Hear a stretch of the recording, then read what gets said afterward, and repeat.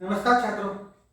आज मैं आपको कक्षा 8वीं विषय हिंदी, इस विषय हिंदी में व्याकरण का जो भाग है उसका नाम है विराम चिन्ह। तो भाषा में विराम चिन्हों का बहुत बड़ा महत्व होता है।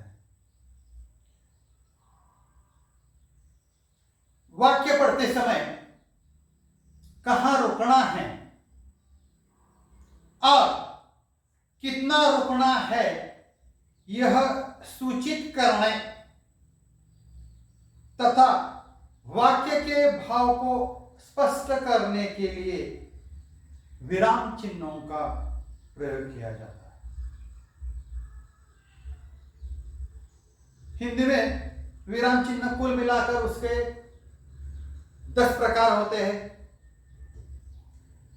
शाम पट पर मैंने 5 प्रकार के बारे में मैंने जानकारी दी, लेकिन मैं आपको 10 प्रकार के बारे में मैं जानकारी देता हूं। पहला प्रकार है, उसका नाम है, पहला जो चिन्ह है उसका नाम है पूर्ण विराम, दूसरा अल्प विराम, तीसरा अर्ध विराम, चौथा प्रश्नार्थक चिन्ह, पांचवा विस्मयादिबोधक चिन्ह। 5 चिन्हों के बारे में आज मैं आपको जानकारी दे दूंगा। उसके बाद मैं आपको अगले दशिका में मैं 5 चिन्हों के बारे में जानकारी देता हूं। जैसे छठा जो है इकरा अवतरण चिन्ह, 7वां दोहरा अवतरण चिन्ह, 8वां योजक चिन्ह, 9वां कोष्टक और 10वां निर्देशक चिन्ह। आज मैं आपको सिर्फ 5 चिन्हों के बारे में मैं आपको जानकारी देता हूं। तो पहला जो चिन्ह है उसका नाम है पूर्ण विराम, उसे हम दंडक कहते हैं। मराठी त्याला आपण उभी रेषा म्हणतो, पूर्ण विराम। तो पूर्ण विराम किसे कहते हैं? पढ़ते समय जिस स्थान पर वाक्य समाप्त होता हो वहां पूर्ण विराम का चिन्ह लगाया जाता है। फलक पर यानी श्यामपट पर मैंने उदाहरण दिया है, घमंडी दांत अब निरुत्तर थे के आगे मैंने क्या किया है? पूर्ण विराम दिया है। और एक उदाहरण मैं आपको बताता हूं, तुम मेरी मदद कर सको तो बड़ा उपकार होगा। होगा के आगे पूर्ण विराम चिन्ह देना चाहिए। थोड़ा अगला जो चिन्ह है उसका नाम है अल्प विराम। कोष्टक में चिन्ह दिया है यहां मैंने। तो अल्प विराम किसे कहते हैं? वाक्य पढ़ते समय जहां थोड़ी देर रुकना हो वहां अल्प विराम का प्रयोग किया जाता है। जैसे उदाहरण के तौर पर लो, अल्प विराम दिया है मैंने, तुम्हारी चांदी की कुल्हाड़ी। और एक उदाहरण देता हूं मैं आपको, हम 32 घनिष्ठ मित्र है, अल्प विराम, एक से एक मजबूत, पूर्ण विराम। अगला जो विराम चिन्ह है उसका नाम है अर्ध विराम। कोष्टक में मैंने चिन्ह दिया है यहां। तो अर्ध विराम किसे कहते हैं? तो वाक्य पढ़ते समय जहां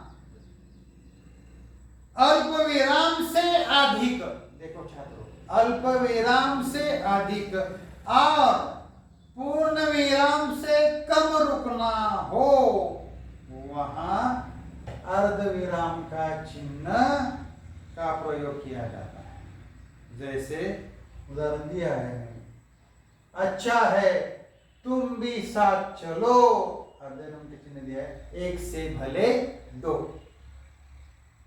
और एक उदाहरण मैं आपको बताता हूं। वह विद्यालय से घर आता, आता के आगे अर्धविराम, कपड़े बदलता अल्पविराम सॉरी अर्धविराम, फिर कुछ खाता पूर्णविराम। अगला जो चिन्ह है उसका नाम है प्रश्नार्थक चिन्ह। तो प्रश्नार्थक चिन्ह कैसे किसे कहते हैं? तो प्रश्न सूचक वाक्य के अंत में प्रश्नार्थक चिन्ह लगाया जाता है। उदाहरण के तौर पर मैंने श्यामपट पर लिखा है, देखो, आप मध्य प्रदेश से उत्तर प्रदेश कैसे आए? प्रश्न चिन्ह। और एक उदाहरण मैं आपको बताता हूं, तुम्हारे कपड़े क्या रोज लॉन्ड्री में घुलते हैं? प्रश्न चिन्ह। और अंत में पांचवा जो प्रकार है उसका नाम है विस्मयादि बोधक चिन्ह, उसे हम उद्गार चिन्ह भी कहते हैं। उसे क्या कहते हैं? परिभाषा देखो, बात करते समय कभी कभी हम प्रसंग के अनुसार संबोधन, हर्ष, शोक, विस्मय, घृणा, घृणा, प्रशंसा आदि भाव प्रकट करते हैं।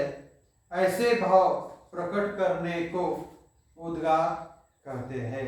उदाहरण के तौर पर मैं आपको बताता हूँ, अच्छी यह भी कोई रहने की जगह है, यहाँ घृणा ये भाव सूचित होता है। ठीक है, आगे मैंने उद्गारवाचक चिन्ह दिया है। वह क्या फूल खिले है, वह के आगे मैंने उद्गारवाचक चिन्ह दिया है, उससे हमें हर्ष यह भाव प्रकट होता है। उसके आगे मैंने उद्गारवाचक चिन्ह दिया है, उसे हम विस्मयादिबोधक चिन्ह कहते हैं। मैं कहीं का न रहा, उसमें हमें शोक भाव प्रकट होता है। और अंत में अगला जो है, अरे विस्मयादिबोधक चिन्ह, यह पत्थर तुम्हें कहाँ से मिला, यहाँ से हमें विस्मयादिबोधक भाव तैयार होते हैं। तो छात्रों, आज मैंने कक्षा 8वीं विषय हिंदी में कुल मिलाकर जो 10 प्रकार होते हैं उसमें से 5 प्रकार के बारे में मैंने आपको जानकारी दी। पहला जो प्रकार है पूर्ण विराम, दूसरा जो प्रकार है अल्प विराम, तीसरा जो प्रकार है अर्धविराम, चौथा जो प्रकार है प्रश्नार्थक चिन्ह, और अगला 5वां जो प्रकार है विस्मयादिबोधक चिन्ह, उसे हम उद्गार चिन्ह भी कहते हैं। छात्रों, 5 प्रकार के 5 चिन्ह के बारे में मैंने आपको जानकारी दी। इस 5 प्रकार के चिन्ह का आप हर एक प्रकार के चिन्ह का 5-5 वाक्य तैयार कीजिए, ऐसा शब्द मैंने दिया है। और यहाँ मैं ठहरता हूँ। धन्यवाद।